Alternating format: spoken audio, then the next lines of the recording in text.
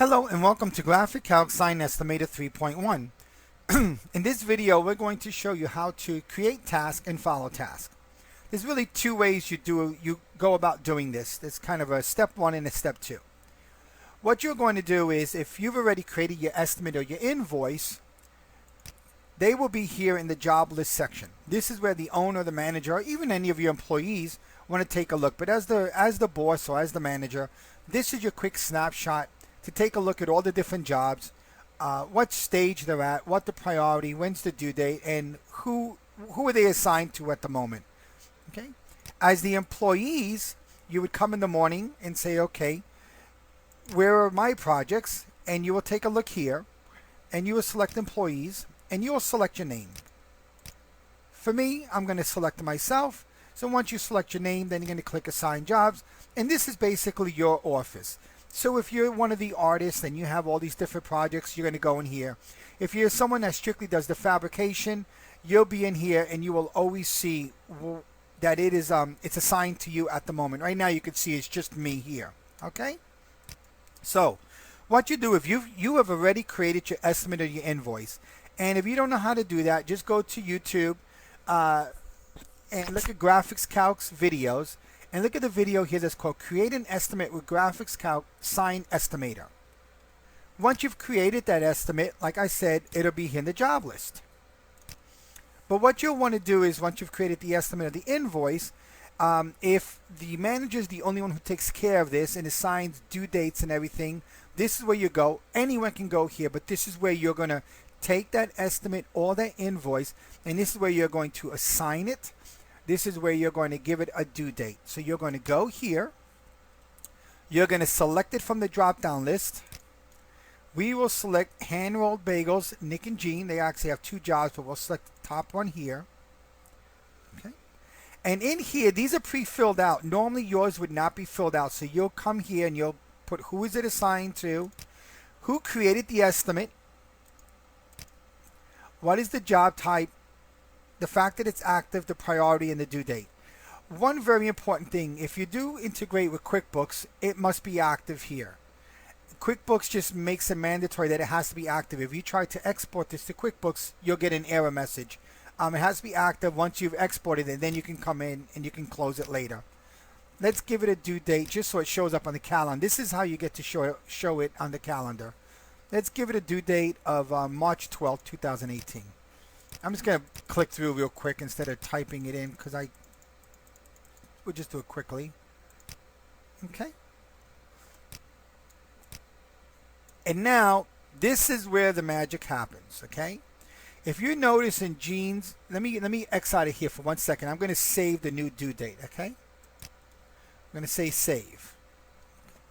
If you come back over here and you look at hand-rolled bagels, and you see right here that's a vehicle wrap, and the stage right now is design approved. We're going to change the design approved, and we're going to change who is going to now take care of the next part. So let's come back over here to Job Tracker. Let's open up hand-roll bagels. Okay. Here's our vehicle wrap, right? This is the stage it's at. See? The customer meeting was completed by me. The design preliminary was completed by my artist. And this is how long she took, and this is what date she completed it. And then this is the next part. She's going to meet with the customer, yet they have not approved it yet, so it's pending. So we're going to do a few things now. If it was if this was completed, let's just say completed for a moment, and let's say it took 15 minutes to go over that with the customer. And we'll just put today's date. And now it's all ready for the person to go ahead and rip it. Let's select who that is. And let's say Savannah's in charge of printing, and it's pending. What we're going to do is, in the next version, when this is completed, by default, this will turn over to the next stage, which happens to be rip and print. This one here, you have to do it manually. So once you've gone here to the next stage and it's pending, Savannah will see that in her area over here in employee projects, which I'll show you in a moment. All right. So let's come on up here and let's make it rip and print. Now, we're going to assign it to Savannah. Okay, because she's next. That's the only two things you have to do. You've completed your part. This is the next stage. It's pending. Who's it assigned to? Make sure the stage matches the stage here. And then assign it to Savannah. Okay? We're going to X out. And yes, we're going to save. Now, as you can see, it's populated here. You can even double click and reopen it if you want to. So you can see it populated here. And over here, you can also see now it has been changed. Hand Roll Bagels now says that Savannah, it's at the stage of rip and print, and it's with Savannah. So like I said, the manager could come in the morning, he could take a look, he can go ahead and say, okay, good. We're at this stage of ripping it. Savannah's in charge, so he can double check with that. Now, Savannah comes in the morning, and she wants to take a look at what she has going on for the day.